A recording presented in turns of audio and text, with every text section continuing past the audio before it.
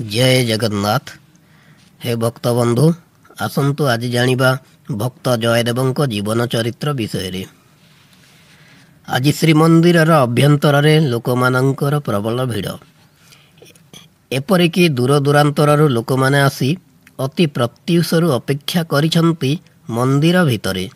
मंदिरर सिंहद्वार अनेक बेलू खोलीगलानी, किंतु भीतर द्वार एपर्यंत भी खोली नहीं। समस्ते उत्कंठित होई अपेक्षा करिछंती गजपति महाराजा श्री पुरुषोत्तम देवंकु। महाराजा आसिले ही भीतर दुआर खोला हेब। जगन्नाथंक भजन कीर्तन रे मंदिरर जगमोहन सते जेपरी फाटी पड़ुछंती। समस्ते आजी जगन्नाथंक प्रेम रे विभोर होइछंती। घंट ध्वनिर तुमुल निनाद केवल श्रीमंदिरर अभ्यंतर को नुहे, बड़दाण्ड को मध्य मुखरित कर देउछि। एही समय रे भक्त कवि जयदेव श्रीमंदिर रे प्रवेश कले। तांकर नेत्र जुगलु दुई धार अश्रु झरी जाउथिले मध्य से बेश प्रसन्न थिला परि जणा पडुथिले। प्रथमे से भीतर द्वार निकटरे जगन्नाथ महाप्रभुंकु प्रणाम कले। तापरे से जोड़हस्त रे छिड़ा होई रहिले दुआर खोलिबा पर्यंत। आजी जयदेवंकर भक्तिर परीक्षा हेब। तांकर रचित श्री गीत गोविंद ओ महाराजा पुरुषोत्तम देवंक रचित अभिनव गीत गोविंद, एई दुई गीत गोविंद मध्यरु केउटी प्रभु जगन्नाथंकर अधिक प्रिय ताहा जगन्नाथ निजे घोषणा करिवे। सही परीक्षार सम्मुखीन हेबा पई आजी अति प्रत्युषरु भक्त कवि जयदेव श्रीमंदिर रे उपस्थित होइछंती। केवल महाराजा पुरुषोत्तम देव आसिले चौमुद भंगा जाई भीतर द्वार उन्मोचन कराजिबो। उत्कलर वरेण्य जयदेव केवल उत्कल रे सुपरिचित नुहंती, तांक कीर्ति सारा भारत रे विख्यात। से पुरी जिल्ला अंतर्गत पुण्यतोया प्राची ओ कुशभद्रा नदी बेष्टित केन्दुबिल्लो बा केन्दुली ग्राम नामक गोटे ब्राह्मण शासन रे जन्मग्रहण करिथिले। तांकर पिता भोजदेव जड़े संस्कृत पंडित थिबारु से पंचम वर्ष रे संस्कृत शिक्षा आरंभ करी संस्कृत रे बेश दक्षता अर्जन करिथिले। मात्र तांकु जेतेबेले 8 वर्ष सेतिकी बेले तांकर पिता भोजदेव ओ माता बामादेवी जनक परे जणे पुत्र को अनाथ करी यहदाम परित्याग कले। अगत्या पितृमातृहरा बालक जयदेव समवयस्क अंतरंग बंधु पराशरंक गृह रे आश्रय नेबाकू बाध्य होइतिले। जेतेबेले जयदेव ओ पराशर कैशोर अवस्था पदार्पण कले सेतेबेले पराशरंकर मध्य पितृवियोग होइगला। फलरे जयदेव बंधुगृह रे अवस्थान करिबाकू अनुचित मन करी बंधुगृह परित्याग पूर्वक बारबुला परि एणे तेणे बुलिबाकू लागिले। अनेक समय से प्राची नदी कूलक जाई सेठारे गोटे गछ मूल बसी रहुतिले एवं कृष्ण कृष्ण कही कृष्ण भक्ति रे आत्महरा होई जाउथिले। बेले बेले कृष्ण नाम उच्चारण करी से पागलंक परे नृत्य करुथिले। केतेबेले अबा सुखिला पत्र गुड़िक कृष्ण नाम लेखि प्राची नदीर जलस्रोत रे भसाई देउथिले। कृष्ण ही थिले तांक जीवनर आराध्य देवता। कृष्ण ही थिले तांक जीवनर एकमात्र लक्ष्य स्थल। शयन भोजन परित्याग करी से कृष्ण चिंतारे विभोर होई जाउथिले। बेले बेले उन्माद परि से कहूथिले, हे कृष्ण, हे राधा माधव, केबे तुमर दर्शन पाइबी प्रभु। तुम प्रेमदान करी मो जन्म को धन्य कर, मो जीवन को सार्थक कर। दिने जयदेव स्वप्न रे देखिले जणे केही दिव्य पुरुष तांकु कहउचंती, हे भक्त, तुमर भक्ति रे मु अत्यंत संतोष लाभ करिछि। एही प्राची नदीर संगम स्थल रे जेउ त्रिवेणी घाट अछि, सही घाटर जल मध्यरे पहाचर ठीक शेष प्रांत रे मोर एक मूर्ति तुमर पूजा पई अपेक्षा करी रहिछि। तुमे सही मूर्ति को आनी पूजा कर एवं अभिष्ट फल प्राप्त हुआ। स्वप्नादिष्ट जयदेव तत्पर दिन प्रभात रे त्रिवेणी घाट को जाई एक सुंदर राधा माधव मूर्ति जल मध्यरु उद्धार कले एवं सही मूर्ति को धरी श्रीक्षेत्र को गमन कले। सेठारे से गोटे गछ मूलरे मूर्तिटी को स्थापन करी पूजार्चना कले और सेठारे अवस्थान करी निजर साधनामय जीवन आरंभ कले। दिने प्रभात रे शय्या त्याग करी जयदेव देखिले तांक निकटरे देवशर्मा नामक जनैक व्यक्ति निजर कन्या ପଦ୍ମାବତୀଙ୍କ ସହିତ ଛିଡ଼ା ହୋଇ ରହିଛନ୍ତି।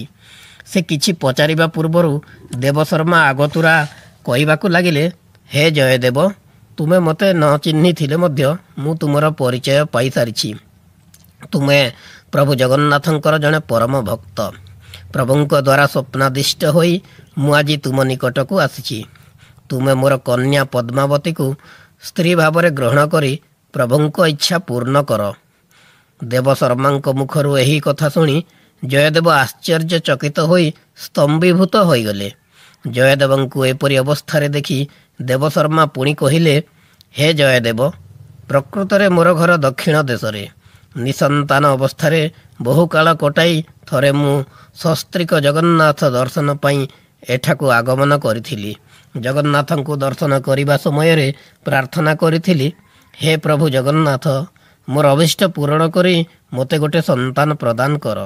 ମୁଁ ଶପଥ କରି କହୁଛି, ଯଦି ସେହି ସନ୍ତାନଟି ପୁତ୍ର ହୁଏ ତେବେ ତାହାକୁ ତୁମର ସେବାରେ ନିଯୁକ୍ତ କରିବି ଏବଂ ଯଦି କନ୍ୟା ହୁଏ ତେବେ ତାହାକୁ ଦେବଦାସୀ ରୂପେ ତୁମରି ଶ୍ରୀଚରଣରେ ଅର୍ପଣ କରିବି। ପ୍ରକୃତରେ ଜଗନ୍ନାଥଙ୍କର ଅପାର କରୁଣା ମୋ ଉପରେ ବର୍ଷିତ ହେଲା। ଫଳରେ ମୁଁ ଏହି କନ୍ୟାରତ୍ନ ଲାଭ କଲି। ଏହାର ଯୌବନ ପ୍ରାପ୍ତି ପରେ ଏହାକୁ ଶ୍ରୀଜଗନ୍ନାଥଙ୍କ ଚରଣ କମଳରେ ଅର୍ପଣ କରିବା ପାଇଁ ମୁଁ ଶ୍ରୀକ୍ଷେତ୍ରକୁ ଆସିଥିଲି। ଗତକାଲି ବିଧିବଦ୍ଧ ଭାବରେ ଏହାକୁ ଦେବଦାସୀ ରୂପେ ଶ୍ରୀଜଗନ୍ନାଥଙ୍କୁ ସମର୍ପଣ କରାଗଲା। କିନ୍ତୁ ଗତକାଲି ରାତିରେ ପ୍ରଭୁ ଜଗନ୍ନାଥ ମୋତେ ସ୍ୱପ୍ନାଦେଶ ଦେଇ କହିଲେ, ତୁମେ ସତ୍ୟ ରକ୍ଷା କରି ତୁମର କନ୍ୟାକୁ ମୋତେ ଅର୍ପଣ କରିଥିବାରୁ ମୁଁ ତୁମ ଉପରେ ସନ୍ତୁଷ୍ଟ ହୋଇଛି। କିନ୍ତୁ ତୁମର କନ୍ୟା ମୋର ପରମ ଭକ୍ତ ଜୟଦେବଙ୍କ ପାଇଁ ଉଦ୍ଦିଷ୍ଟ। ମନ୍ଦିର ବାହାରେ ଏକ ବୃକ୍ଷ ମୂଳରେ ରାଧା ମାଧବଙ୍କ ଯୁଗଳ ମୂର୍ତ୍ତି ସ୍ଥାପନ କରି ଯେଉଁ ଯୁବକ ଧ୍ୟାନମଗ୍ନ ହୋଇ ବସିଅଛି ସେ ମୋର ପରମ ଭକ୍ତ ଓ ତୁମ କନ୍ୟାର ଉପଯୁକ୍ତ ସ୍ୱାମୀ ଜୟଦେବ। ତାଙ୍କ ହସ୍ତରେ କନ୍ୟାକୁ ଅର୍ପଣ କଲେ ତୁମର ସତ୍ୟ ରକ୍ଷା ହେବ। ତେଣୁ ହେ ଜୟଦେବ, ତୁମେ ଜଗନ୍ନାଥଙ୍କର ଆଦେଶ ପାଳନ କରି ମୋର କନ୍ୟା ପଦ୍ମାବତୀକୁ ସ୍ତ୍ରୀ ରୂପରେ ଗ୍ରହଣ କର। ଅନନ୍ୟୋପାୟ ଜୟଦେବ ଜଗନ୍ନାଥଙ୍କ ନିର୍ଦ୍ଦେଶ ପାଳନ କରି ପଦ୍ମାବତୀଙ୍କୁ ସ୍ତ୍ରୀ ରୂପରେ ଗ୍ରହଣ କଲେ ଏବଂ ନବପରିଣୀତା ବଧୂର ହାତ ଧରି କହିଲେ, ଦେବୀ, ମୁଁ ଯେଉଁ ପ୍ରେମ ସାଧନାରେ ପ୍ରବୃତ୍ତ ହୋଇଛି, ଆଶା କରେ ତୁମେ ମୋତେ ସେହି ସାଧନା ପଥରେ ସାହାଯ୍ୟ କରିବ। ତୁମରି ପ୍ରେମ ମଧ୍ୟ ଦେଇ ମୁଁ ଲାଭ କରିବି ମୋର ଆରାଧ୍ୟ ଦେବତା ରାଧା ମାଧବଙ୍କର ଅନନ୍ତ ପ୍ରେମ। ତୁମରି ପ୍ରେମ ସିନ୍ଧୁରେ ଝାସ ଦେଇ ମୁଁ ରଚନା କରିବି ରାଧା ମାଧବଙ୍କର ଅନନ୍ତ ପ୍ରେମ ଲୀଳା। ପଦ୍ମାବତୀ ନୀରବତା ମଧ୍ୟରେ ସ୍ୱାମୀଙ୍କ ନିର୍ଦ୍ଦେଶ ସ୍ୱୀକାର କଲେ। ସେହି ଦିନଠାରୁ ଜୟଦେବ ଓ ପଦ୍ମାବତୀ ଗୋଟିଏ କୁଟୀର ନିର୍ମାଣ କରି ତାହା ମଧ୍ୟରେ ରାଧାମାଧବଙ୍କ ଯୁଗଳ ମୂର୍ତ୍ତି ସ୍ଥାପନ କଲେ ଏବଂ କଠୋର ପ୍ରେମ ସାଧନାରେ ପ୍ରବୃତ୍ତ ହେଲେ। ଦିନେ ଜୟଦେବ ସମୁଦ୍ର କୂଳରେ ବସିଥିବା ସମୟରେ ଭାବାବେଶରେ ବୃନ୍ଦାବନର ଅବିକଳ ଦୃଶ୍ୟ ଦେଖିବାକୁ ପାଇଲେ। ସେ ଦେଖିଲେ ଗୋବର୍ଦ୍ଧନ ପର୍ବତର ତଟଦେଶରେ ପୁଣ୍ୟତୋୟା ଯମୁନା କୁଳୁ କୁଳୁ ନାଦ କରି ବହିଯାଉଛି ଏବଂ ନଦୀ ତଟସ୍ଥ କଦମ୍ବ ବୃକ୍ଷ ମୂଳରେ ନାଗର ବେଶଧାରୀ ଭଗବାନ ଶ୍ରୀକୃଷ୍ଣ ମଧୁର ସ୍ୱରରେ ମୁରଳୀ ବାଦନ କରୁଛନ୍ତି। ଏହା ଦେଖି ଜୟଦେବ ଭାବାବେଶରେ ଗାଇ ଉଠିଲେ, ମେଘୈର୍ମେଦୁର ମମ୍ମରଂ ବନଭୁବଃ ଶ୍ୟାମସ୍ତମାଳଦ୍ରୁମେ ନକ୍ତଂ ଭୀରୁରୁୟଂ ତ୍ୱମେବ ତଦିମଂ ରାଧେ ଗୃହଂ ପ୍ରାପୟ ଇତଥଂ ନନ୍ଦ ନିଦେଶତାଶ୍ଚଳିତୟୋ ପ୍ରତ୍ୟଧ୍ୱ କୁଞ୍ଜଦ୍ରୁମଂ ରାଧା ମାଧବୟୋର୍ଜୟନ୍ତୀ ଯମୁନା କୂଳେରଃ କେଳୟଃ। ଏହା ହିଁ ହେଉଛି ତାଙ୍କର ପ୍ରସିଦ୍ଧ କାବ୍ୟ ଶ୍ରୀ ଗୀତ ଗୋବିନ୍ଦର ପ୍ରଥମ ଶ୍ଲୋକ। ଏହି ଶ୍ଲୋକ ଉଚ୍ଚାରଣ କରି ଭକ୍ତ ଜୟଦେବ ଧ୍ୟାନମଗ୍ନ ହୋଇପଡ଼ିଲେ। ଧ୍ୟାନରେ ସେ ଭଗବାନଙ୍କର ଦଶାବତାର ଅଦ୍ଭୁତ ଲୀଳାମାନ ଗୋଟିକ ପରେ ଗୋଟିଏ ଦେଖିବାକୁ ପାଇଲେ। ଫଳରେ ଧ୍ୟାନମଗ୍ନ ପରେ ସେ ସ୍ତୁତି କରିବାକୁ ଲାଗିଲେ, ପ୍ରଳୟ ପୟୋଧି ଜଳେ ଧୃତ ବାନସୀରେ ବେଦମ୍ ବିହିତ ବର୍ହିତ ଚରିତ୍ର ଖେଦମ୍ କେଶବ ଧୃତ ମୀନ ଶରୀର ଜୟ ଜଗଦୀଶ ହରେ। ସେହିଦିନଠାରୁ ଜୟଦେବଙ୍କର ଗୀତ ଗୋବିନ୍ଦ ଲେଖା ଆରମ୍ଭ ହେଲା। ମନଶ୍ଚକ୍ଷୁରେ ରାଧାକୃଷ୍ଣଙ୍କର ଅଦ୍ଭୁତ ପ୍ରେମଲୀଳା ଦର୍ଶନ କରି ଜୟଦେବ ଗୋଟିଏ ପରେ ଗୋଟିଏ ପଦ ରଚନା କରନ୍ତି ଓ ତାହା ପଦ୍ମାବତୀଙ୍କ ହାତକୁ ବଢ଼ାଇ ଦିଅନ୍ତି। ଭକ୍ତିମତୀ ପଦ୍ମାବତୀ ତାହାକୁ ସଙ୍ଗୀତ ମୁଖର କରି ସୁଲଳିତ ସ୍ୱରରେ ଗାଇବାକୁ ଲାଗନ୍ତି। ପଦ୍ମାବତୀଙ୍କ ମଧୁର କଣ୍ଠରୁ ସଙ୍ଗୀତ ଭରା ଗୀତ ଗୋବିନ୍ଦର ପଦମାନ ଶ୍ରବଣ କରି କବି ଜୟଦେବ ଆନନ୍ଦରେ ଆତ୍ମହରା ହୋଇ ଉଠନ୍ତି। ଏହିପରି ଭାବରେ ଉଭୟଙ୍କର ସାଧନା ଆଗେଇ ଚାଲେ ଦିନକୁ ଦିନ। ବାହ୍ୟ ଜ୍ଞାନ ଶୂନ୍ୟ ହୋଇ ଉଭୟ ଦର୍ଶନ କରନ୍ତି ବୃନ୍ଦାବନ କୁଞ୍ଜରେ ରାଧାକୃଷ୍ଣଙ୍କର ଅପୂର୍ବ ପ୍ରେମ ଲୀଳା।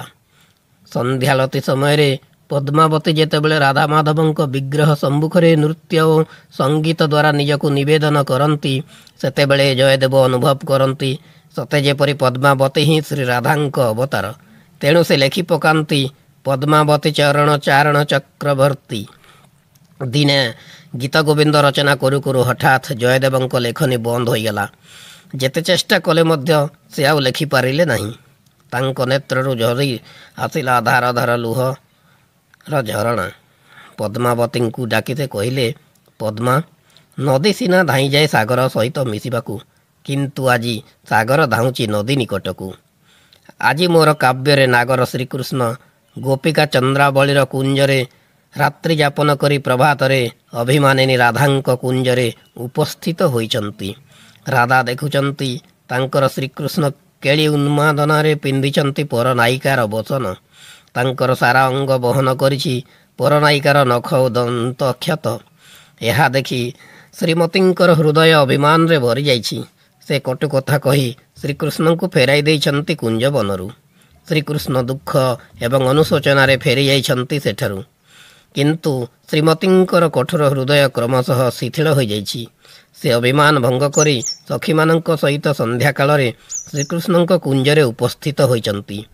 ଶ୍ରୀ ରାଧାଙ୍କୁ ଦେଖି ଶ୍ରୀକୃଷ୍ଣଙ୍କ ହୃଦୟ ଆନନ୍ଦରେ ଉଦ୍ବେଳିତ ହୋଇ ଉଠିଛି। ସେ ଶ୍ରୀ ରାଧାଙ୍କୁ ଆଲିଙ୍ଗନ କରି କହୁଛନ୍ତି, ସ୍ଥଳ କମଳ ଗଞ୍ଜନମ୍ ମମ ହୃଦୟ ରଞ୍ଜନମ୍ ଜନିତରତିରଙ୍ଗ ପରାଭାଗମ୍ ଭଣମସୃଣବାଣୀ କରବାଣୀ ଚରଣଦ୍ୱୟମ୍ ସରସ ଲସ ଦଳଭକ୍ତ ରାଗମ୍ ସ୍ମର ଗରଳ ଖଣ୍ଡନମ୍ ମମ ଶିରସି ମଣ୍ଡନମ୍। ତାପରେ ଆଉ ଲେଖିପାରୁନି ପଦ୍ମା। କିପରି ଅବା ଲେଖିବି? ସାରା ବିଶ୍ୱ ଯାହାର ଚରଣ ବନ୍ଦନା କରେ, ଯାହାର ଚରଣାମୃତ ପାନ କରିବା ପାଇଁ ବ୍ରହ୍ମା ରୁଦ୍ର ଇନ୍ଦ୍ର ଆଜି ଲାଲାୟିତ, ଯାହାର ଚରଣ ଧୂଳି ମୁଣ୍ଡରେ ବୋଲି ଦେବାକୁ ମୁନିଋଷିମାନେ ହଜାର ହଜାର ବର୍ଷ ତପସ୍ୟାରତ, ସେ ଆଜି ଚାହୁଁଛି ଶ୍ରୀରାଧାଙ୍କ ଚରଣ ଧରିବାକୁ। ଜୟଦେବ ଆଉ କିଛି କହିପାରିଲେ ନାହିଁ। ତାଙ୍କର କଣ୍ଠ ବାଷ୍ପରୁଦ୍ଧ ହେଲା, ଚକ୍ଷୁରୁ ଝରି ଆସିଲା ଲୁହର ଝରଣା। ସ୍ୱାମୀଙ୍କର ଏପରି ଅବସ୍ଥା ନିରୀକ୍ଷଣ କରି ପଦ୍ମାବତୀ ମଧ୍ୟ ବିଚଳିତା ହୋଇପଡ଼ିଲେ। ତେଣୁ ଅବସ୍ଥାକୁ ସମ୍ଭାଳିବା ପାଇଁ ସେ କହିଲେ, ସ୍ୱାମୀ, ବେଳ ଆସି ଅନେକ ହେଲାଣି, ଆପଣ ସ୍ନାନ କରିବାକୁ ଯାଆନ୍ତୁ। ଆହାର ବିଶ୍ରାମ ପରେ ପୁଣି ଲେଖିବାକୁ ଚେଷ୍ଟା କରିବେ। ଜୟଦେବ ଦେଖିଲେ ପ୍ରକୃତରେ ବେଳ ଆସି ଅନେକ ହେଲାଣି। ତେଣୁ ସେ ପୋଥି ଓ ଲେଖନୀ ରଖି ପ୍ରାଚୀ ନଦୀକୁ ସ୍ନାନ କରିବାକୁ ବାହାରିଗଲେ। ଏଣେ ପଦ୍ମାବତୀ ଭୋଜନର ଆୟୋଜନ କରିବାକୁ ଲାଗିଲେ। କିନ୍ତୁ ଅଳ୍ପକ୍ଷଣ ପରେ ସେ ଦେଖିଲେ ତା ସ୍ୱାମୀ ତାଙ୍କର ସ୍ନାନ ନ ସାରି ଫେରି ଆସିଛନ୍ତି। ଆଶ୍ଚର୍ଯ୍ୟ ହୋଇ ସେ ପଚାରିଲେ, ସ୍ୱାମୀ, ସ୍ନାନ ନ କରି ବାଟରୁ ଫେରି ଆସିଲେ ଯେ? ହଁ ପଦ୍ମା, ଗୀତ ଗୋବିନ୍ଦର ସେହି ଅସମାପ୍ତ ପଦଟି ବାଟରେ ମନେ ପଡ଼ିଲା। କାଳେ ପରେ ଭୁଲିଯିବି ବୋଲି ତାହା ଲେଖିବା ପାଇଁ ଚାଲି ଆସିଲି। ବେଳ ତ ଅନେକ ହେଲାଣି, ଆଜି ଆଉ ନଦୀକୁ ନ ଯାଇ ଗୃହରେ ସ୍ନାନ କରିଦେବି। ତୁମେ ମୋର ପୋଥି ଆଉ ଲେଖନୀ ନେଇ ଆସ ତ, ମୁଁ ସେହି ଅସମାପ୍ତ ପଦଟି ଶୀଘ୍ର ଲେଖିଦିଏ। ପଦ୍ମାବତୀ ପୋଥି ଓ ଲେଖନୀ ଆଣି ସ୍ୱାମୀଙ୍କ ହସ୍ତରେ ପ୍ରଦାନ କଲେ। ତାହାପରେ ସେ ଭୋଜନ ପ୍ରସ୍ତୁତ କରିବା ପାଇଁ ପାକଶାଳକୁ ଚାଲିଗଲେ। ଯଥା ସମୟରେ ସ୍ନାନ ଓ ଭୋଜନ ସମାପ୍ତ ହେବା ପରେ ସ୍ୱାମୀଙ୍କ ପାଇଁ ବିଶ୍ରାମ ଶଯ୍ୟା ପ୍ରସ୍ତୁତ କରି ପଦ୍ମାବତୀ ନିଜେ ସ୍ୱାମୀଙ୍କର ଭୁକ୍ତାବଶିଷ୍ଟ ଅନ୍ନ ନେଇ ଭୋଜନ କରିବାକୁ ବସିଲେ। ଏହି ସମୟରେ ଘର ବାହାରେ ପଦଧ୍ୱନି ଶୁଣାଗଲା। ପଦ୍ମାବତୀ ଦେଖିଲେ ସ୍ନାନ ସାରି ତାଙ୍କର ସ୍ୱାମୀ ଘର ଭିତରକୁ ପଶି ଆସୁଛନ୍ତି। ବିସ୍ମୟରେ ସେ ସ୍ତବ୍ଧ ହୋଇଗଲେ। ସ୍ୱାମୀ ତ ବର୍ତ୍ତମାନ ଭୋଜନ ସାରି ବିଶ୍ରାମ କରିବାକୁ ଗଲେ, ସେ ପୁଣି ବାହାରୁ ଆଉଛନ୍ତି। ଏହି ଚିନ୍ତାରେ ପଦ୍ମାବତୀଙ୍କର ମସ୍ତିଷ୍କ ଭାରାକ୍ରାନ୍ତ ହୋଇଗଲା। ଜୟଦେବ ମଧ୍ୟ ଭୋଜନରତା ପଦ୍ମାବତୀଙ୍କୁ ଦେଖି ଅବାକ୍ ହୋଇଗଲେ। ସେ ଭାବିଲେ, ଆଜି ଏ କି ବିପରୀତ କଥା। ମୁଁ ଆହାର ନ କରିବା ପର୍ଯ୍ୟନ୍ତ ପଦ୍ମାବତୀ ତ ଅଭୁକ୍ତା ରୁହନ୍ତି, କିନ୍ତୁ ଆଜି? ପଦ୍ମାବତୀ ଆଉ ବେଶୀ ସମୟ ସ୍ଥିର ରହି ନ ପାରିଲେ। ସେ ଭୋଜନ ଛାଡ଼ି ବିଶ୍ରାମ କକ୍ଷକୁ ଧାଇଁଗଲେ। ଦେଖିଲେ କକ୍ଷ ଶୂନ୍ୟ। କିନ୍ତୁ ସାରା କକ୍ଷରେ ପୂରି ରହିଛି ପୁଷ୍ପ ଓ ଚନ୍ଦନର ଅପୂର୍ବ ସୌରଭ। ଉନ୍ମାଦିନୀ ପରି ସ୍ୱାମୀଙ୍କ ନିକଟକୁ ଛୁଟି ଆସିଲେ ପଦ୍ମାବତୀ। ସ୍ୱାମୀଙ୍କ ପାଦ ତଳେ ପଡ଼ି ସେ ଦୀର୍ଘଶ୍ୱାସ ନିକ୍ଷେପ କଲେ। ତାଙ୍କ ଆଖିରୁ ଟପ୍ ଟପ୍ ହୋଇ ଝରି ପଡ଼ିଲା କେଇ ଟୋପା ଲୁହ। ସେ ଲୁହ ଦୁଃଖର କି ଆନନ୍ଦର ତାହା ଜୟଦେବ ଜାଣିପାରିଲେ ନାହିଁ। ପଦ୍ମାବତୀଙ୍କର ବ୍ୟବହାର ଦେଖି ସେ ଯେତିକି ବିହ୍ୱଳ ହୋଇଥିଲେ, କିଛି ବୁଝି ନପାରି ସେତିକି ଚକିତ ମଧ୍ୟ ହେଉଥିଲେ। କିନ୍ତୁ ସମୟ ପରେ ପଦ୍ମାବତୀ ସମସ୍ତ ଘଟଣା ସ୍ୱାମୀଙ୍କ ନିକଟରେ ପ୍ରକାଶ କଲେ। ପଦ୍ମାବତୀଙ୍କ ମୁଖରୁ ଏପରି ଅପୂର୍ବ ଘଟଣା ଶ୍ରବଣ କରି ଜୟଦେବଙ୍କର ସର୍ବାଙ୍ଗ ରୋମାଞ୍ଚିତ ହୋଇଉଠିଲା। ସେ ଗୃହାଭ୍ୟନ୍ତରରୁ ପୋଥି ଆଣି ଦେଖିଲେ, ସେ ପୂର୍ବରୁ ଲେଖିଥିବା ସ୍ମର ଗରଳ ଖଣ୍ଡନମ୍ ସମ ଶିରସି ମଣ୍ଡନମ୍, ଏହାର ତଳକୁ ଅତି ସୁନ୍ଦର ଅକ୍ଷରେ ଲେଖା ହେଇଛି ଦେହି ପଦ ପଲ୍ଲବ ମୁଦାରଦମ୍। ଆନନ୍ଦରେ ବିହ୍ୱଳ ହୋଇ ଉଠିଲେ ଭକ୍ତ କବି ଜୟଦେବ।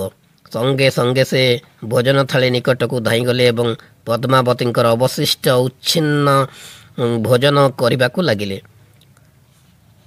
ପଦ୍ମାବତୀ ସ୍ୱାମୀଙ୍କର ହାତ ଧରି ପକାଇଲେ। ଏ କ'ଣ କରୁଛ ସ୍ୱାମୀ? ଏ ଯେ ମୋର ଉଚ୍ଛିଷ୍ଟ। ପଦ୍ମାବତୀଙ୍କ କଥାକୁ ଅପେକ୍ଷା ନ କରି ଜୟଦେବ ଗ୍ରାସ ପରେ ଗ୍ରାସ ଆହାର କରିବାକୁ ଲାଗିଲେ ଏବଂ କହିଲେ, ପଦ୍ମା, ଏ ଯେ ଭକ୍ତବତ୍ସଳ ଜଗନ୍ନାଥଙ୍କର ଉଚ୍ଛିଷ୍ଟ, ଏ ଯେ ପରମ ଭକ୍ତା ପଦ୍ମାବତୀଙ୍କର ଉଚ୍ଛିଷ୍ଟ। ଭାଗ୍ୟରେ ଥିଲେ ଏପରି ଆହାର ମିଳେ ପଦ୍ମା। ମୋର ଆଜି ବଡ଼ ଭାଗ୍ୟ। କିନ୍ତୁ ପଦ୍ମା, ମୋଠାରୁ ତୁମେ ଅଧିକ ସୌଭାଗ୍ୟବତୀ। ତୁମେ ସ୍ୱଚକ୍ଷୁରେ ଜଗନ୍ନାଥଙ୍କୁ ଦର୍ଶନ କଲ, ସ୍ୱହସ୍ତରେ ତାଙ୍କୁ ଭୋଜନ ଦେଲ। ପ୍ରଭୁ ମୋ ରୂପ ଧାରଣ କରି ତୁମ ହସ୍ତରୁ ପୋଥି ନେଇ ମୋ ଅନ୍ତର୍ଗତ ଭାବକୁ ଲେଖିଦେଇ ଗଲେ କର କମଳରେ। ତୁମଠାରୁ ବଳି ଅଧିକ ସୌଭାଗ୍ୟବତୀ ଆଉ କିଏ ଅଛି ପଦ୍ମା? ତୁମେ ଯେ ଅସମାନ୍ୟା, ତୁମେ ଯେ ମୋର ନମସ୍ୟା। ଏହା କହି ଜୟଦେବ ପଦ୍ମାବତୀଙ୍କ ଚରଣରେ ପ୍ରଣାମ କଲେ।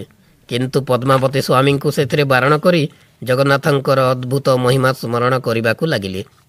ଜୟଦେବ ପରେ ସମ୍ପୂର୍ଣ୍ଣ ଶ୍ଲୋକଟିକୁ ନିମ୍ନୋକ୍ତ ଭାବେ ପ୍ରକାଶ କଲେ। ସ୍ମର ଗରଳ ଖଣ୍ଡନମ୍ ମମ ଶିରସି ମଣ୍ଡନମ୍ ଦେହି ପଦ ପଲ୍ଲବ ମୁଦାରମ୍ ଜ୍ୱଳତି ମୟୀ ଦାରୁଣ ମଦନ କଦାନାଳୋ ହର କୁତ ଦୁପାହିତ ବିକାରମ୍। ଏହା ଗୀତ ଗୋବିନ୍ଦ 10/8ରେ ଅଛି। ଯଥା ସମୟରେ ଗୀତ ଗୋବିନ୍ଦ ଲେଖା ସମାପ୍ତ ହେଲା। ଗୀତ ଗୋବିନ୍ଦର ଲାଳିତ୍ୟପୂର୍ଣ୍ଣ ପଦ୍ମାବଳୀ ଦେଖି ଉତ୍କଳର ଏପରିକି ଭାରତର ବଡ଼ ବଡ଼ ପଣ୍ଡିତମାନେ ଚମତ୍କୃତ ହୋଇପଡ଼ିଲେ। ଏହି କାବ୍ୟ ଦ୍ୱାରା ଜୟଦେବଙ୍କର ଖ୍ୟାତି ସାରା ଦେଶରେ ବ୍ୟାପିଗଲା। ସମସ୍ତେ ତାଙ୍କର ଜୟଗାନ କଲେ। ଜୟଦେବ ନିଜେ ଶ୍ରୀମନ୍ଦିରକୁ ଯାଇ ପ୍ରତ୍ୟହ ଜଗନ୍ନାଥଙ୍କ ନିକଟରେ ଗୀତ ଗୋବିନ୍ଦ ପାଠ କରୁଥିଲେ। ପଦ୍ମାବତୀ ମଧ୍ୟ ଜଗନ୍ନାଥଙ୍କ ନିକଟରେ ଅପୂର୍ବ ନୃତ୍ୟ ପ୍ରଦର୍ଶନ କରି ଗୀତ ଗୋବିନ୍ଦ ଗାନ କରି ସମସ୍ତଙ୍କୁ ଚମତ୍କୃତ କରିଦେଉଥିଲେ। ସେତେବେଳେ ଉତ୍କଳର ଶାସନକର୍ତ୍ତା ଥିଲେ ଗଜପତି ମହାରାଜା ଶ୍ରୀ ପୁରୁଷୋତ୍ତମ ଦେବ। ସେ କେବଳ ନିଜର ବୀରତ୍ୱ ପାଇଁ ପ୍ରସିଦ୍ଧ ନଥିଲେ, ସଂସ୍କୃତ ଭାଷାରେ ଅଗାଧ ପାଣ୍ଡିତ୍ୟ ଅର୍ଜନ କରି ସେ ମଧ୍ୟ ଖ୍ୟାତି ଲାଭ କରିଥିଲେ। ତାଙ୍କର ଉଦ୍ଦେଶ୍ୟ ଥିଲା ଜୟଦେବଙ୍କ ଗୀତ ଗୋବିନ୍ଦ ପରି ସେ ମଧ୍ୟ ଗୋଟିଏ ଉତ୍କୃଷ୍ଟ କାବ୍ୟ ରଚନା କରିବେ ଏବଂ ଜଣେ ପ୍ରସିଦ୍ଧ କବି ହିସାବରେ ସମ୍ମାନିତ ହେବେ। ସେଥିପାଇଁ ସେ ରଚନା କରିଥିଲେ ତାଙ୍କର ପ୍ରସିଦ୍ଧ କାବ୍ୟ ଅଭିନବ ଗୀତ ଗୋବିନ୍ଦ। କାବ୍ୟ ରଚନା କରି ସେ ରାଜ୍ୟରେ ଘୋଷଣା କଲେ ଯେ କେହି ବାହାରେ କିମ୍ବା ମନ୍ଦିର ଭିତରେ ଜୟଦେବଙ୍କର ଗୀତ ଗୋବିନ୍ଦ ପାଠ କରିପାରିବେ ନାହିଁ। ସମସ୍ତେ ଅଭିନବ ଗୀତ ଗୋବିନ୍ଦ ହିଁ ପାଠ କରିବେ। ଦିନେ ପ୍ରଭାତରେ ରାଜା ପୁରୁଷୋତ୍ତମ ଦେବ ଶ୍ରୀ ଜଗନ୍ନାଥଙ୍କୁ ଦର୍ଶନ କରିବା ପାଇଁ ଶ୍ରୀମନ୍ଦିରକୁ ଯାଉଥିଲେ। ସେତେବେଳେ ଜୟଦେବ ଜଗନ୍ନାଥଙ୍କର ନିକଟରେ ଗୀତ ଗୋବିନ୍ଦର ପଦାବଳୀ ପାଠ କରୁଥିଲେ। ଏହା ଦେଖି ପୁରୁଷୋତ୍ତମ ଦେବ କ୍ରୋଧାନ୍ୱିତ ହୋଇ ଜୟଦେବଙ୍କୁ ରାଜା ଦେଶର ବିରୁଦ୍ଧାଚରଣ କରି ଗୀତ ଗୋବିନ୍ଦ ପାଠ କରିବାର କାରଣ ଜିଜ୍ଞାସା କଲେ। ଜୟଦେବ ବିନୀତ ହୋଇ କହିଲେ, ମହାରାଜ, ମୁଁ ଭାବୁଛି ଆପଣଙ୍କର ଅଭିନବ ଗୀତ ଗୋବିନ୍ଦ ଅପେକ୍ଷା ମୋର ଶ୍ରୀ ଗୀତ ଗୋବିନ୍ଦ ଜଗନ୍ନାଥଙ୍କର ଅଧିକ ପ୍ରିୟ। ସେଥିପାଇଁ ମୁଁ ଶ୍ରୀ ଗୀତ ଗୋବିନ୍ଦର ପଦାବଳୀ ଜଗନ୍ନାଥଙ୍କ ନିକଟରେ ପାଠ କରୁଛି। କ୍ରୋଧାନ୍ୱିତ ହୋଇ ପୁରୁଷୋତ୍ତମ ଦେବ କହିଲେ, ତାହେଲେ ଜୟଦେବ, ଦୁଇ ଗୀତ ଗୋବିନ୍ଦ ମଧ୍ୟରୁ କେଉଁଟି ଜଗନ୍ନାଥଙ୍କର ଅଧିକ ପ୍ରିୟ, ଆଜି ତାହାର ପରୀକ୍ଷା କରାଯିବ। ଜୟଦେବ ନତମସ୍ତକ ହୋଇ ରାଜାଙ୍କର ଅଭିମତକୁ ଗ୍ରହଣ କଲେ। ସେହିଦିନ ରାତ୍ରିରେ ବଡ଼ସିଂହାର ବେଶ ସମୟରେ ଜଗନ୍ନାଥଙ୍କ ସମ୍ମୁଖରେ ଉପସ୍ଥିତ ହେଲେ ମହାରାଜା ଶ୍ରୀ ପୁରୁଷୋତ୍ତମ ଦେବ ଓ ଭକ୍ତ କବି ଶ୍ରୀ ଜୟଦେବ। ବେଶ ସମାପ୍ତ ହେବା ପରେ ପୁରୁଷୋତ୍ତମ ଦେବ ଦୁଇଟି ଯାକ ଗୀତଗୋବିନ୍ଦ ରତ୍ନ ସିଂହାସନ ଉପରେ ପାଖାପାଖି ରଖି ପ୍ରାର୍ଥନା କଲେ, ହେ ପ୍ରଭୁ ଜଗନ୍ନାଥ, ଏ ଦୁଇ ଗୀତଗୋବିନ୍ଦ ମଧ୍ୟରୁ ଯେଉଁଟି ସର୍ବଶ୍ରେଷ୍ଠ ଓ ତୁମର ଅଧିକ ପ୍ରିୟ ତାହା ତୁମେ ହିଁ ଠିକ୍ କରିବ। ଆସନ୍ତାକାଲି ପ୍ରଭାତରେ ଯେଉଁ ପୁସ୍ତକଟି ଉପରେ ସ୍ଥାପିତ ହୋଇଥିବ ତାହା ସର୍ବଶ୍ରେଷ୍ଠ ଓ ତୁମର ଅଧିକ ପ୍ରିୟ ବୋଲି ପ୍ରମାଣିତ ହେବ। ପ୍ରାର୍ଥନା ପରେ ପୁରୁଷୋତ୍ତମ ଦେବ ଯଉମୁଦ ଦେଇ ଭିତର ଦୁଆର ବନ୍ଦ କଲେ। ସାରା ରାତ୍ରି ଜଗନ୍ନାଥଙ୍କ ଧ୍ୟାନରେ କଟାଇ ଭକ୍ତ କବି ଜୟଦେବ ଆଜି ପ୍ରଭାତରେ ଶ୍ରୀମନ୍ଦିରରେ ଉପସ୍ଥିତ ହୋଇଛନ୍ତି ସେହି କଠୋର ପରୀକ୍ଷାର ସମ୍ମୁଖୀନ ହେବା ପାଇଁ। କୋଳାହଳମୟ ଭକ୍ତମଣ୍ଡଳୀ ମଧ୍ୟରେ ସେ ମହାରାଜା ପୁରୁଷୋତ୍ତମ ଦେବକୁ ଅପେକ୍ଷା କରିଛନ୍ତି। ଯଥା ସମୟରେ ପାରିଷଦମାନଙ୍କ ଗହଣରେ ମହାରାଜା ପୁରୁଷୋତ୍ତମ ଦେବ ଶ୍ରୀମନ୍ଦିରରେ ପ୍ରବେଶ କଲେ। ମହାରାଜାଙ୍କର ଜୟଗାନରେ ଶ୍ରୀମନ୍ଦିର ପ୍ରକମ୍ପିତ ହେଲା। ରାଜା ଆଦେଶ ପ୍ରାପ୍ତ ହୋଇ ସେବକମାନେ ଭିତର ଦୁଆରରେ ଯଉମୁଦ ଭଙ୍ଗ କଲେ। ମହାରାଜା ଓ ଜୟଦେବଙ୍କ ସମେତ ଉପସ୍ଥିତ ସମସ୍ତେ ଦେଖିଲେ ରତ୍ନସିଂହାସନ ଉପରସ୍ଥ ମହାରାଜାଙ୍କ ପ୍ରଣୀତ ଅଭିନବ ଗୀତଗୋବିନ୍ଦ ଉପରେ ଜୟଦେବଙ୍କର ପ୍ରଣୀତ ଶ୍ରୀ ଗୀତଗୋବିନ୍ଦ ସ୍ଥାପିତ ହୋଇଅଛି। ଏହା ଦେଖି ସମସ୍ତେ ଚମତ୍କୃତ ହେଲେ ଏବଂ ଜୟଦେବଙ୍କର ଜୟଗାନରେ ଶ୍ରୀମନ୍ଦିରର ଅଭ୍ୟନ୍ତର ମୁଖରିତ କରିଦେଲେ। ଜୟଦେବଙ୍କର ଗୀତଗୋବିନ୍ଦ ଯେ ଜଗନ୍ନାଥଙ୍କର ଅଧିକ ପ୍ରିୟ ତାହା ସର୍ବ ସମକ୍ଷରେ ପ୍ରମାଣିତ ହୋଇଗଲା। କିନ୍ତୁ ମହାରାଜା ଶ୍ରୀ ପୁରୁଷୋତ୍ତମ ଦେବ ଏକାନ୍ତ ଦୁଃଖରେ ଭାଙ୍ଗି ପଡ଼ିଲେ। ସେଦିନ ସେ ଅନ୍ନ ଜଳ କିଛି ଗ୍ରହଣ କଲେ ନାହିଁ। ସେହିଦିନ ରାତ୍ରିରେ ସେ ସ୍ୱପ୍ନରେ ଦେଖିଲେ ପ୍ରଭୁ ଜଗନ୍ନାଥ ତାଙ୍କ ସମ୍ମୁଖରେ ଆବିର୍ଭୂତ ହୋଇ କହୁଛନ୍ତି, ପୁରୁଷୋତ୍ତମ, ଦୁଃଖ କର ନାହିଁ। ଜୟଦେବ ମୋର ପରମ ଭକ୍ତ, ତାହାର ଭକ୍ତି ଜଗତରେ ଅତୁଳନୀୟ। ତୁମର କାବ୍ୟ ସାହିତ୍ୟିକ ଦୃଷ୍ଟିକୋଣରୁ ଉତ୍କୃଷ୍ଟ ହୋଇଥିଲେ ମଧ୍ୟ ଜୟଦେବ ପ୍ରଣୀତ ଗୀତଗୋବିନ୍ଦ ମୋର ଅତ୍ୟନ୍ତ ପ୍ରିୟ। ସେଥିପାଇଁ ଗୀତଗୋବିନ୍ଦର ପଦାବଳୀ ଶ୍ରବଣ କରିବାକୁ ମୁଁ ସର୍ବଦା ବ୍ୟାକୁଳ। ହୃଦୟରୁ ସମସ୍ତ ଈର୍ଷା ଦୂର କରି ତୁମେ ଜୟଦେବଙ୍କୁ ସମ୍ମାନ ଦିଅ ଏବଂ ମୋ ନିକଟରେ ଗୀତଗୋବିନ୍ଦ ପାଠ କରିବାର ବ୍ୟବସ୍ଥା କର। ତାହେଲେ ତୁମର ପ୍ରଭୂତ ମଙ୍ଗଳ ହେବ। ଜଗନ୍ନାଥଙ୍କର ସ୍ୱପ୍ନାଦେଶ ପ୍ରାପ୍ତ ହୋଇ ମହାରାଜା ପୁରୁଷୋତ୍ତମ ଦେବ ଗୀତଗୋବିନ୍ଦର ମହତ୍ତ୍ୱ ଉପଲବ୍ଧି କରିପାରିଲେ ଏବଂ ଜୟଦେବଙ୍କୁ ରାଜକୀୟ ସମ୍ମାନ ପ୍ରଦାନ କରି ଜଗନ୍ନାଥଙ୍କ ନିକଟରେ ଗୀତଗୋବିନ୍ଦ ପାଠ କରିବାର ଅଧିକାର ପ୍ରଦାନ କଲେ। ଜଗନ୍ନାଥ ମହାପ୍ରଭୁଙ୍କର ଗୀତଗୋବିନ୍ଦର ପଦାବଳୀ ଯେ କେତେ ପ୍ରିୟ ଥିଲା ତାହା ଅନ୍ୟ ଏକ ଆଖ୍ୟାୟିକାରୁ ମଧ୍ୟ ସହଜରେ ଅନୁମତ ହୁଏ।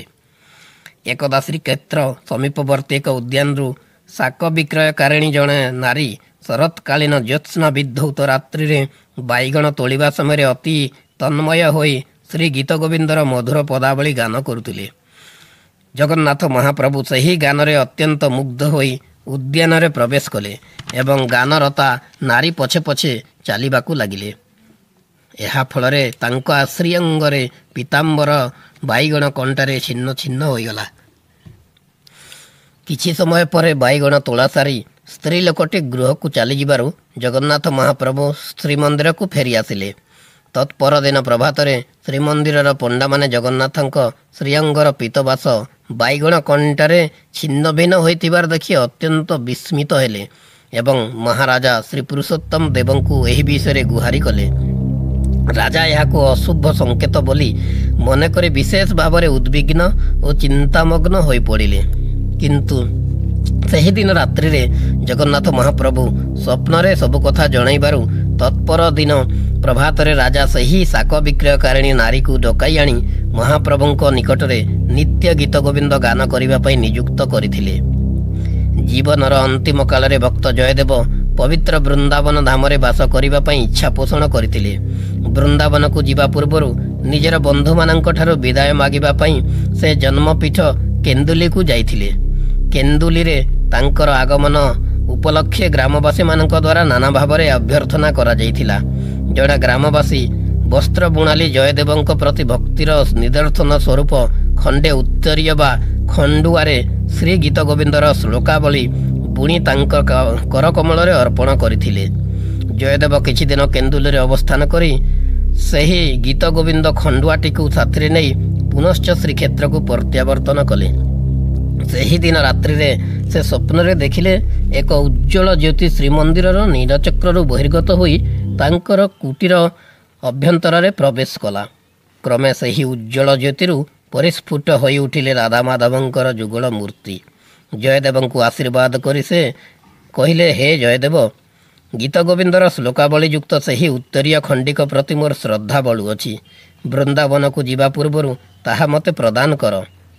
ତତ୍ପରଦିନ ପ୍ରଭାତରେ ଭକ୍ତ ଜୟଦେବ ଶ୍ରୀମନ୍ଦିରକୁ ଯାଇ ନିଜେ ଜଗନ୍ନାଥଙ୍କ ଦେହରେ ସେହି ଗୀତ ଗୋବିନ୍ଦ ଖଣ୍ଡୁଆଟି ପରିଧାନ କରାଇଲେ ଏବଂ ସଅଶ୍ରୁ ନୟନରେ ଜଗନ୍ନାଥଙ୍କଠାରୁ ବିଦାୟ ନେଇ ବୃନ୍ଦାବନ ଧାମର ଯାତ୍ରୀ ହେଲେ। ଭକ୍ତ କବି ଜୟଦେବ ଥିଲେ ଜଣେ ଜଗନ୍ନାଥ ମହାପ୍ରଭୁଙ୍କର ଯେପରି ଏକାନ୍ତ ପ୍ରିୟ ଭକ୍ତ, ସେହିପରି ଭକ୍ତ କବିକୃତ ଗୀତ ଗୋବିନ୍ଦ ଓ ଗୀତ ଗୋବିନ୍ଦ ଖଣ୍ଡୁଆ ଥିଲା ତାଙ୍କର ସର୍ବଶ୍ରେଷ୍ଠ ପ୍ରିୟ ବସ୍ତୁ। ସମୟକ୍ରମେ ଭକ୍ତ କବି ଜୟଦେବ ରାଧାମାଧବଙ୍କର ଅମୃତମୟ କୂଳରେ ସ୍ଥାନ ପାଇ ସଂସାରରୁ ହଜିଯାଇଛନ୍ତି ସତ, କିନ୍ତୁ ତାଙ୍କର ଗୀତ ଗୋବିନ୍ଦ ଓ ଗୀତ ଗୋବିନ୍ଦ ଖଣ୍ଡୁଆ ଜଗନ୍ନାଥଙ୍କ ସେବା ନିମିତ୍ତ ସବୁଦିନ ପାଇଁ ରହିଯାଇଛି। ଏବେ ମଧ୍ୟ ବଡ଼ ସିଂହାର ବେଶରେ ଜଗନ୍ନାଥଙ୍କ ଦେହରେ ଅନ୍ୟ ବସ୍ତ୍ର ଲାଗି ନ ହୋଇ 50 ହାତ ଦୈର୍ଘ୍ୟର ଗୀତ ଗୋବିନ୍ଦ ଖଣ୍ଡୁଆ ଲାଗି କରାଯାଏ। ଏବେ ମଧ୍ୟ ଶ୍ରୀମନ୍ଦିରରେ ବିଜୟ ଦ୍ୱାରରେ ଲିପିବଦ୍ଧ ହୋଇ ରହିଛି।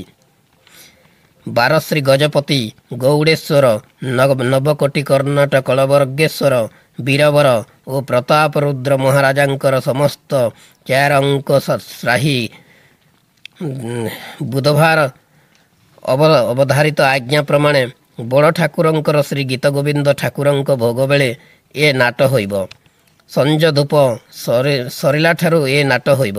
ବଡ଼ ଠାକୁରଙ୍କ ସମ୍ପ୍ରଦା, କପିଳେଶ୍ୱର ଠାକୁରଙ୍କର ବନ୍ଧା ନାଚୁଣୀମାନ, ପୁରୁଣା ସମ୍ପ୍ରଦା, ତେଲଙ୍ଗୀ ସମ୍ପ୍ରଦା, ଏମାନେ ସଭେ ହିଁ ବଡ଼ ଠାକୁରଙ୍କ ଗୀତ ଗୋବିନ୍ଦ ହିଁ ଆନଗୀତ ନ ଶିଖିବେ, ଆନଗୀତ ନ ଗାଇବେ, ଆନଗୀତ ହୋଇ ପରମେଶ୍ୱରଙ୍କର ଛାମୁରେ ନ ହେବ। ଏ ନାଟ ବିତରଣକେ ବୈଷ୍ଣବ ଗାଣ 4 ଜଣ ଅଛନ୍ତି। ଏମାନେ ଗୀତ ଗୋବିନ୍ଦ ଗୀତ ହିଁ ସେ ଗାଇବେ। ଏହାଙ୍କଠାରୁ ଅଶିକ୍ଷିତମାନେ ଏକ ସ୍ୱରରେ ଶୁଣି ଗୀତ ଗୋବିନ୍ଦ ହିଁ ଶିଖିବେ, ଆନ ଗୀତ ଶିଖିବେ ନାହିଁ। ଏହା ଯେ ପରୀକ୍ଷା, ଆନ ଗୀତ ନାଟ କରାଇଲେ ଜାଣି ସେ ଜଗନ୍ନାଥ ଦ୍ରୋହ କରଇ। ଧନ୍ୟ ଭକ୍ତ ଜୟଦେବ, ଧନ୍ୟ ତାଙ୍କର ଗୀତ ଗୋବିନ୍ଦ କାବ୍ୟ। ଜୟ ଜଗନ୍ନାଥ। ପ୍ରଭୁଙ୍କ ପରମ ଭକ୍ତମାନଙ୍କର ଜୀବନ ଲୀଳା ଶୁଣିଲେ ମନରେ ଭକ୍ତିର ଭାବନା ସଞ୍ଚରିତ ହୁଏ, ପ୍ରଭୁଙ୍କର ଆଶୀର୍ବାଦ ମଧ୍ୟ ମିଳେ। ଏତେ ଦୂର ପର୍ଯ୍ୟନ୍ତ ଧୈର୍ଯ୍ୟର ସହିତ ଆପଣ ଶୁଣିଥିବାରୁ ମୁଁ ଭାବୁଛି ଆପଣ ବି ନିଶ୍ଚୟ ଜଣେ ପ୍ରଭୁଙ୍କର ପରମ ଭକ୍ତ। ଭକ୍ତିର ଏହି ଭାବନାକୁ ସମସ୍ତ